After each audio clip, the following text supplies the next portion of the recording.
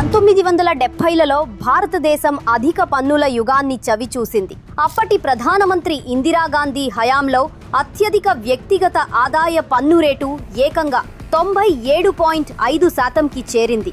సంవత్సరానికి 2 లక్షల కంటే ఎక్కువ సంపాదించేవారు తమ ఆదాయంలో దాదాపు 97.5% పన్నుగా చెల్లించాల్సి వచ్చింది. ఈ విధానం వల్ల వ్యాపారాలు దెబ్బతిన్నాయి, నల్లధనం పెరిగింది, దేశ ఆర్థిక వ్యవస్థ తీవ్ర సంక్షోభంలో పడింది. ఆ సమయంలో ద్రవ్యోల్బణం 29%కి, నిరుద్యోగం 9%కి పెరిగింది. 1960 నుండి 1979 మధ్య భారతదేశ తలసరి జీడీపీ వృద్ధి రేటు కేవలం 1.1 మాత్రమే. అయితే ఇప్పుడు పరిస్థితి మారింది.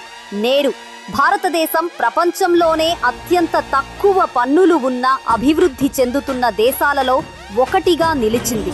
ఆదాయ పన్ను రేట్లు గణనీయంగా తగ్గాయి. 12 లక్షలలోపు సంపాదించే 99% మందికి ఇప్పుడు తక్కువ పన్నులు లేదా అసలు పన్నులు లేవు. కార్పొరేట్ పన్నులు కూడా తగ్గించబడ్డాయి. జీఎస్టీని కూడా సరళీకరించారు.